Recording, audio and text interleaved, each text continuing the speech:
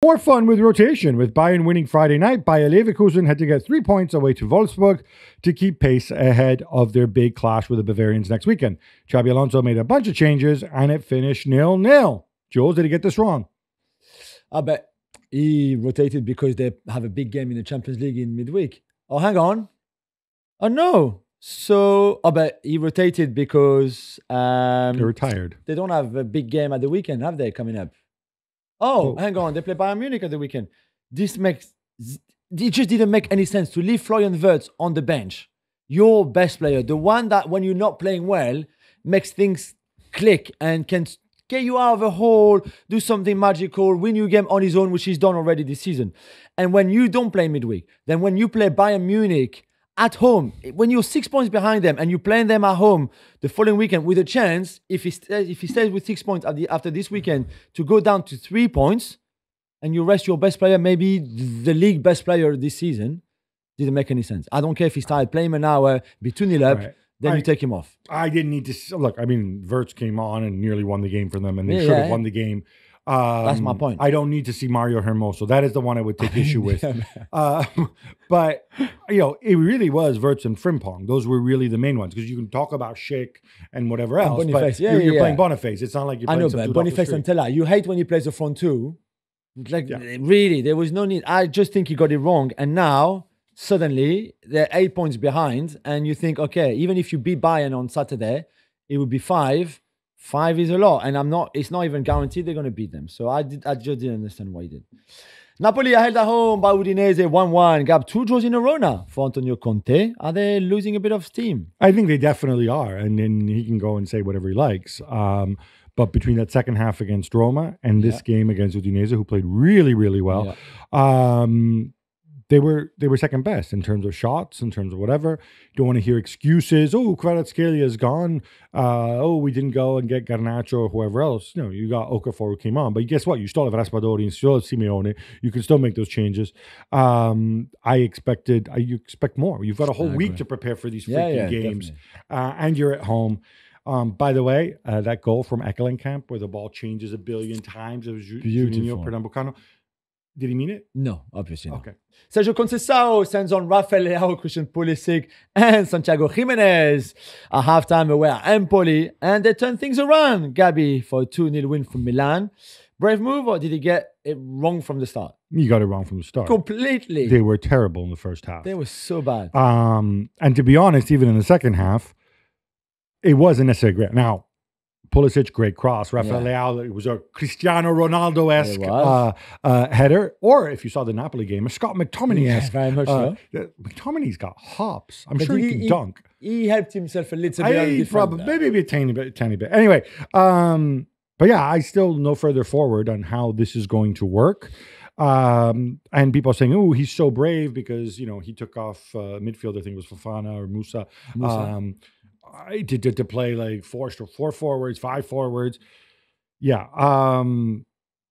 There's still a lot of work to do. Jimenez, great goal. What I didn't like is he got an opponent sent off. Yeah, that's true. That was pretty dirty. Yeah. For a guy who talks continuously about God making all his choices, I don't think God told you to do that. Again, watch it again. Just not good. Yeah. Barcelona go down to 10 men. Sorry, Fermin Lopez is sent off. They lose Ronald Araujo to injury as well, but they still come out 4-1 winners away at Sevilla in a heated encounter. Gab, are you impressed? I was really impressed because this brought back memories of the Celta game, right? Where Casado gets sent off 8 minutes from time needlessly. They're 2-0 up and cruising, and then it finishes 2-2. I thought in the first half, Sevilla had some excellent chances. It scored a good goal by Vargas. And Luque Bacchio nearly scored an even better goal. And they hung in there. They showed resilience. This was different. This wasn't a high-line game. They showed physicality. Fermin Lopez gave them a lift when he came on. He scores straight away. Stupidly gets himself sent off. At 3-1 down, this could have all fallen apart. And I think they saw the game out. There's a new level of maturity. Let's hope that if you're a Barca fan, you're hoping you can bottle this so that it's not all like feast or famine. But that you can win games like this one too. Let's time travel back to Friday once more, Jules. As Bayern stomp all over Werder Bremen 3-0. They can go 9 clear at the weekend. 11 even if they beat Bayer Leverkusen because they're 8 clear now. But Yeah, the Elfmeter, is that? Elfmeter, yeah. Yeah, missed the penalty for Harry Kane. That's his new nickname because I don't know. Every time I watch them, he scores on penalty, and that's all he does. They took their time, but well done to them. It's a big win with Bayer dropping points. Also on Friday, Juventus won at Como 2-1 with my boy, Paris born and bred, Rondal Colomwani. He's scoring twice. Gab, he has 5 goals in his first 3 appearances for Juve. That's pretty good. The Beast of Bondi. That's what we should call him. Is he the greatest ever player to come from Bondi? Maybe. Isn't Kylian Mbappe from there? Or William Saliba from there? Or William Saliba. There you go. Yeah, and he actually scored a great goal. The other one was a penalty. He scored a tremendous goal. This, unlike the other ones, which were, let's face it, pretty lucky. He admitted it himself. Juve still not good. Como agrees. Felt he should have had a penalty. Sticking with the Friday theme, you know who's also pretty good? No? Ousmane Dembele. Come on! 2 more goals for him as Paris Saint-Germain stomp all over the ghosts of Monaco to win 4-1 on Friday night. Oh, and we had a goal from Kvicha Kvaratskhelia too. What a goal as well that was. He sat down, literally sat down, Mawissa and the goalkeeper as well to score. Lovely, lovely goal when he was playing as a false 9. Because we had a lot of fluidity with Barcola and Dembele, and at halftime, was halfway through the first half when things were not really clicking for PSG.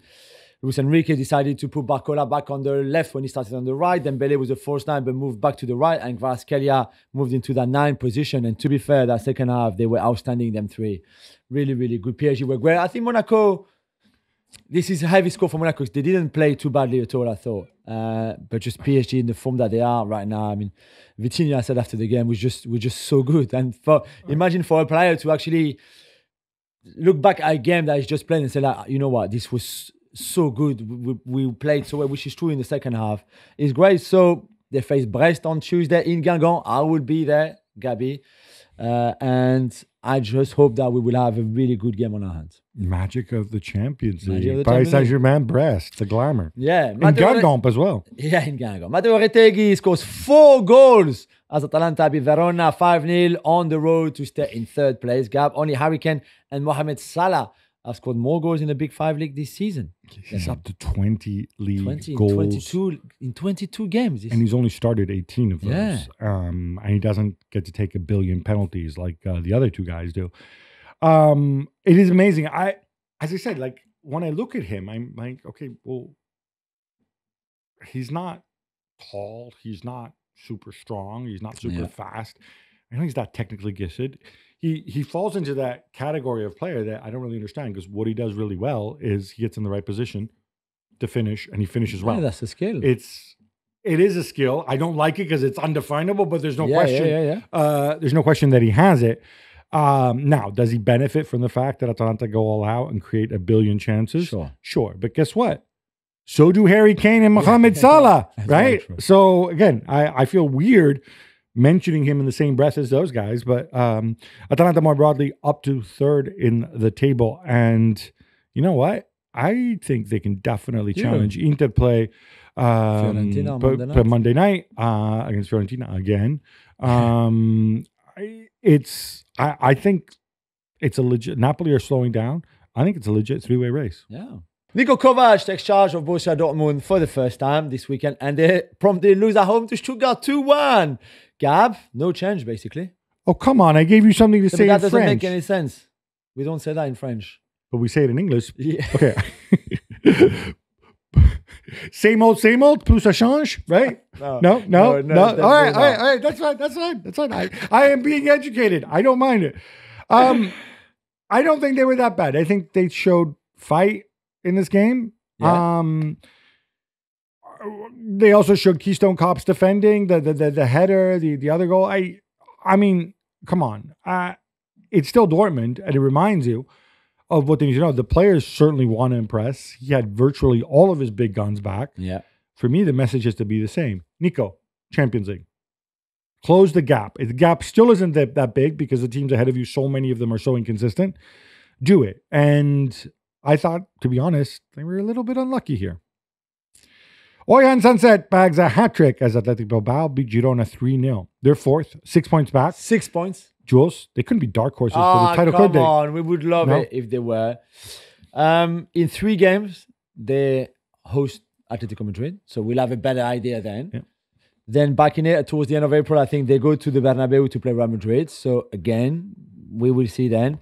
But you know what I would love? You know who they play for the last game of the season at home? Well, the last game of the season, which is at home for them. Barça. Yeah. Just imagine, Gabi, if the winner of this Athletic Club de Bilbao Barcelona game was the champion, and that was the final at San Mamés. And because the big priority, we've said it many times if you listen to the show, is that the Europa League final is at San Mamés. And they are very much in the Europa League. They've been one of the best teams in the league phase. So that's also a massive priority. And I'm not sure if they can play when the games will become big in the two competitions with as much energy. But the fact that they're still there in mid-February is amazing. So well done for them to be that good in the league. Sanse with a great hat-trick. Okay, with the penalty that was a little bit dodgy as well, a bit like the Atletico one. But still, they all count.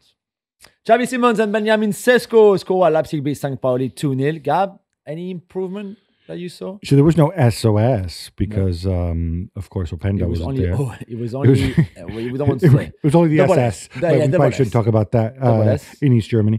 They had 2 shots in the first half and they scored 2 goals. Yeah. And they're playing a really bad team in St. Pauli. And then Orban, the charismatic captain, the leader, gets himself sent off in the second half. This is the state of the team right now. You may be 4th in the table. This is the season, really. But you are really underachieving. Yeah. Red Bull, smartest guys in the room. I think they need to have a clear out of people. And I was told by somebody who would know these things, I thought, trust in Klopp. Klopp hasn't fully embraced the dark side. I think he might be sort of an agent of chaos in there. I'm told. Well, he hasn't been at Leipzig. Yeah, because he's been everywhere. Every Red Bull, every shop that sells Red Bull, he's been in. I'm told that he's genuinely not really, he doesn't have any say. He doesn't want to be involved, isn't really involved. He's just kind of like on a global just an ambassador, like a... Kind of. Like it might, obviously he has the title, global head of soccer or whatever, but other people are running things. I wonder if that's going to change. I wonder that you pay him for nothing. Well, maybe he doesn't want to be more involved. And, look, if you want to buy credibility, true. I'm sorry, if you want to buy credibility, right? If you want to have the world stop hating you for what you stand for, then you go and you buy a guy everybody likes to be true. Now, whether he's going to get back and get under the hood and fix things, I don't know. I don't think that is actually in his job spec right now. It might become the way if this garbage continues. Yeah, that's true. Marseille went away to Angers, and they're still second. Our man, Roberto De Zerbi, told us why he didn't sign Paul Pogba, Jules. And surprisingly, it's not because he didn't want to field the world's tallest midfield with Rabiot and Højbjerg. Yeah, no, it's not that. I mean, we heard Mehdi Benatia first, who is the sporting director, who we like a lot, saying that basically signing Pogba in January, they kind of looked at it. It would have disturbed the wage bill structure in that team, which is true. I think it was very difficult for them to bring Pogba in January. Can you explain this to me and explain this to other people? We all know who Pogba's agent is and they like getting paid. Pogba right now is earning 0, right? Yeah. So, and he desperately wants to play. What are we talking about wage bill structure? If you go to Paul and you say, Paul, come train with us, come play with us. Yeah. We will pay you the league minimum plus a bonus of X amount every time you play. Something like that. I will read and then we'll have a conversation in the summer. Yeah, why not? I will read you exactly the quotes about Paul Pogba, because I think it's the way Mehdi Benatia says it. I think it was very... While you look it up, the point I'm making is we all really like Paul Pogba. Yeah. I'm assuming he knows he can't be on the crazy salary he was on at Juve or Manchester United. I know you don't want to price yourself short, but what if you sign a 6-month contract to pay you whatever you want, become a free agent in the summer, and then see where you are, right? I don't see why wages... Somebody needs to explain to me, how do wages come into this conversation? So he said, like, if we bring Paul Pogba in, and a Pogba who's not fit yet because he hasn't played for more than 18 months now, he says it would not have much sense because it would have disturbed the balance, especially with all the media attention that a player like Pogba would get between now towards the end of the season. So I unlike think Mason Greenwood and Adrian Rabiot, who get no media attention for whatsoever. Me, this was more of an answer of like, instead of saying, we didn't want him or something, just like it's the sugarcoat it. Is that what English people say? Sugarcoat it around. And then, exactly. But let's see, maybe in the I refuse to believe that it was about money. I see what you mean, Gabi. Gab, they've topped the EuroLeague league phase, and after the 5-1 win over Monza, they're fourth in Serie A now. Lazio are flying under the radar. Why is that? And how impressed have you been with Pedro? That's why that one Pedro, who is 56 years old or something. It's not 50, he's going great at 38. That's what we like to say. Pedro. Well done, Pedro. Scored 2 goals. Look, I think it's partly our fault in the media. We don't talk about Lazio enough unless we're talking about penile implants and Olympia, the eagle. But Baroni's doing a phenomenal job. He's doing it with guys, Dele Bashir or whatever, guys who, were generally under people's radar as well. Tati Castellanos. I never thought that guy could play at this level. And they're up there, and I think they're on track to qualify for the Champions League. They're not favorites for the Europa League, obviously, but I think they're in the mix. I think they show that they can hang, and it's nice too that apart from that moron, Mr. Bernabe, and the eagle and the penile implants and all the other nonsense and the gladiator hat and whatever. I think it's nice that there's no controversy coming out. There was very little of Lotito saying stupid things, except for that now. One occasion. The fans are happy. They're playing good football. I think, like I said, they deserve more credit. And I blame myself for not picking them up more. Definitely. Kylian Mbappe and his mom are not super popular in Cannes right now, Jules. Well, what's going on? No, they own the club, as you remember. We've said when they bought the club, and they are around the bottom of the table in Ligue 2, so the French second division. They've changed managers already. They also changed, I think, sporting director. The new CEO arrived, who's very close to the Mbappe family, and the fans are not happy because I think they maybe thought when Kylian took over, he bought the club via one of his company, 10 million or up to 15 million, I think, euros it was.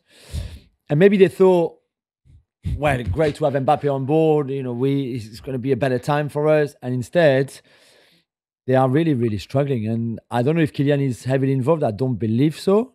I don't know if his mum, Faiza, is heavily involved. There's a mean banner about Faiza. Yeah. But it's their club. They own the club. Like the Mbappe they're not just family. Investors. They're 100% owners. They own all the shares. 80% or 90% of the shares. There's still the guy who owned the club before, I think still has some shares. But it's their club. So can I ask, what's their connection to Cannes? So nothing apart from the fact that when Cannes was the club he was going to sign for after he was at the Clairefontaine Academy. And so he felt really close to them at the time. It didn't happen in the end because they went down in the second division. So he chose Monaco instead. But it's close from Paris. It's a good club, good family club. They've got a good academy. They've got a decent stadium, different training ground too. So kind of made, in a way, he wanted a club. Yeah, he could have gone for another one, but this one kind of made sense. But now it's a difficult situation for them. Yeah, I message to professional footballers and ex-professional footballers. Unless you have a ton of time and expertise and really know what you're doing. Or you put the right people in the right place. Yeah, and have access to experts who can put the right people in the right place. It's difficult. And even then, investing in a football club means you will probably lose money, so you might as well do it for fun. Yeah. But unless you can do that, it's going to be really, really tough. Yeah, it is. Gab, let's talk some boring City and lawyer stuff, which you love. They filed a new legal challenge, and Pep Guardiola says he expects the 115 charges to be resolved in the next month. Yeah, so the two things are actually unrelated, but I squashed them together into the same quick hits. I have no idea how Pep Guardiola knows that there's going to be a verdict in the next month. So I'm assuming he's just guessing the rest of us. And then we know there was going to be an appeal anyway, so whoever wins. And then there's going to be the appeal. Well, but he said, when there's a verdict in the next month, I'll share my thoughts. Fine. But you won't because...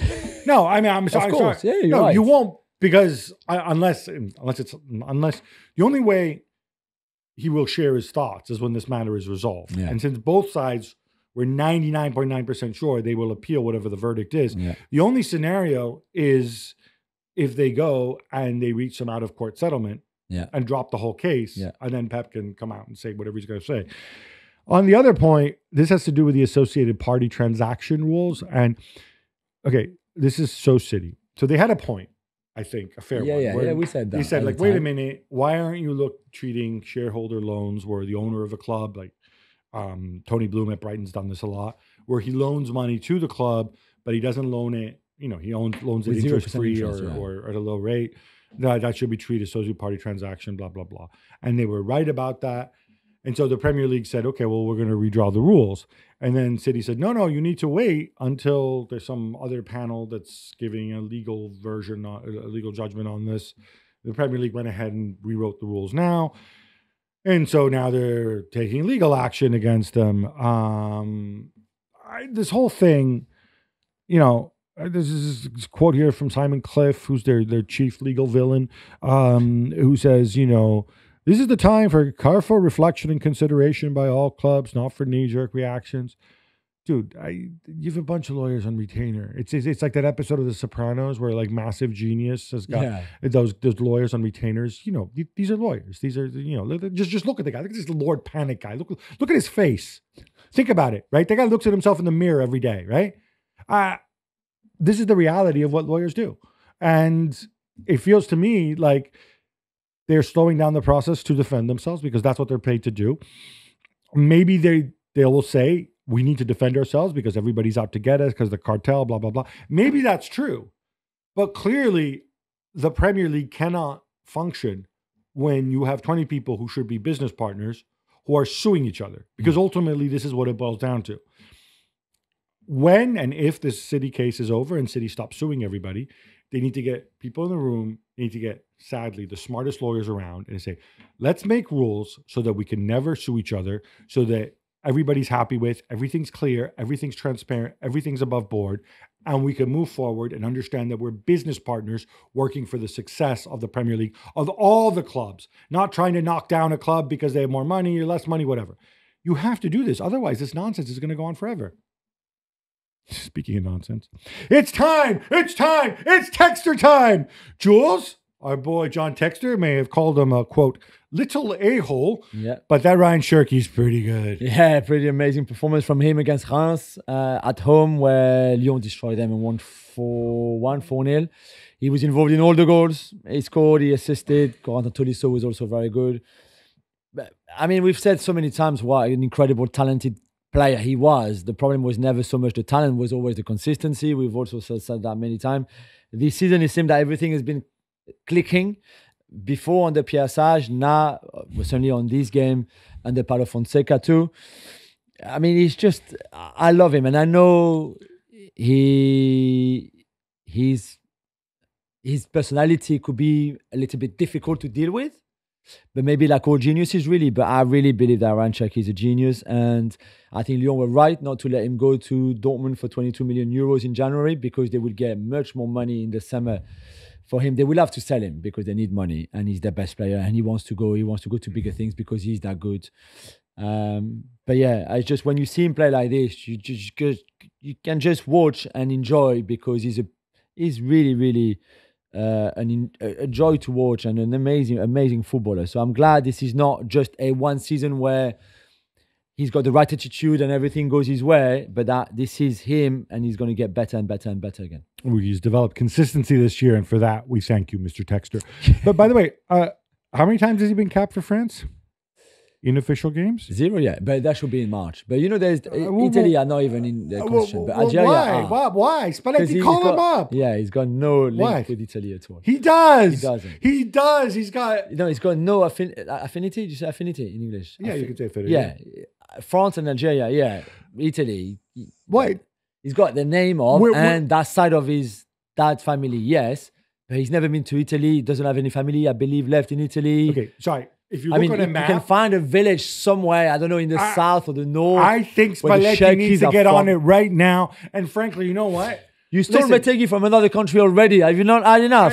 We're going to keep going. We won a World Cup with Mauro Camoranesi. Look, it's very simple. France is sort of to the north of Italy, right? Algeria is sort of to the south of Italy, right? You love Algeria. You love France. The natural compromise, Ryan Cherki, is Italy. Yeah, no chance.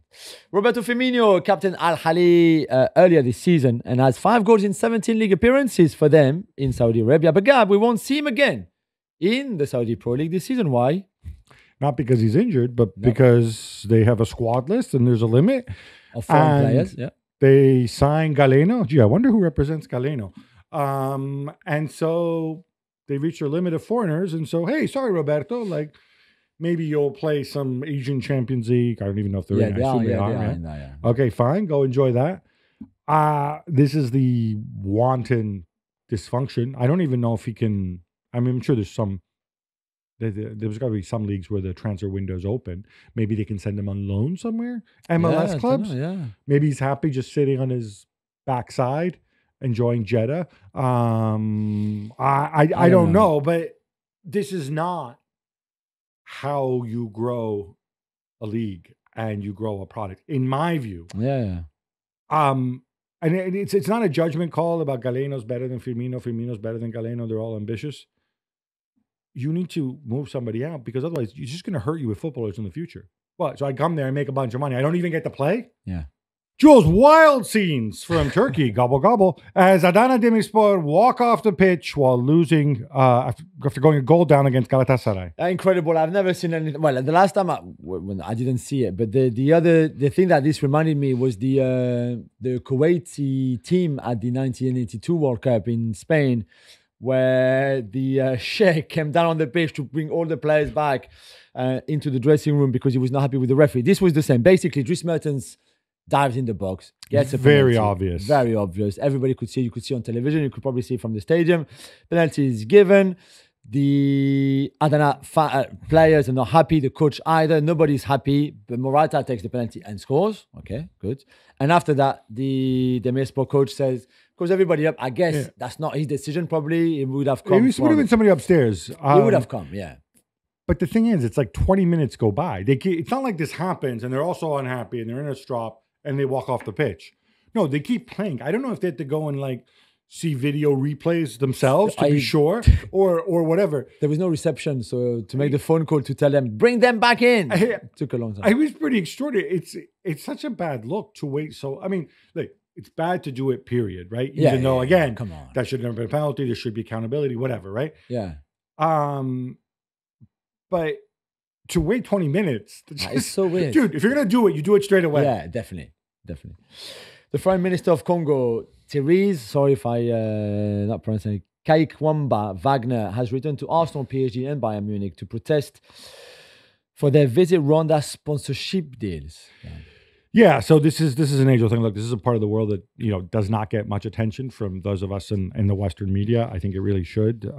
Since January, nearly 3,000 dead in Eastern Congo fighting between rebels and government forces.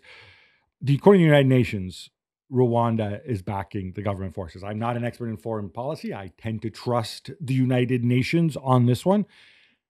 And the government of Rwanda, which Rwanda is I've been there. Rwanda is a democracy, albeit democracy, where the president, Paul Kagame, he keeps getting elected with like 90% plus of the vote all the time. He happens to be a big Arsenal fan. You can go back 20 years and find his tweets, you know, asking Arsenal to sack Arsene Wenger. He's got a big sponsorship, or not big, but he's got enough of a sponsorship. Yeah, they've got like with these three major clubs. Visit Rwanda. I think if we're going to be consistent about this, in the same way that we go and, you know, we hammer people, we've got links to Saudi or the Emirates, we have to raise this issue as well. And I think she's right to go and raise that. It raises awareness for our country. There's horrible stories, stories of rape, stories of torture coming out of this part of Congo. And it is something I would like to see addressed. I would love to know how much the Visit Rwanda sponsorship brings into these clubs. And if this is a way to put pressure, and it may not be. Paul Kagame, I think, is only an Arsenal fan. He's not a fan of the other clubs. I think it's fair to go and ask these questions. Who do we take money from? And what decisions are they making? Jules, on that sour note, that takes us to an end, but we're going to come back on Thursday. Of course. Because it's the playoff round of the Champions League. So much at stake. Until then, love the game, love your neighbor, love yourself.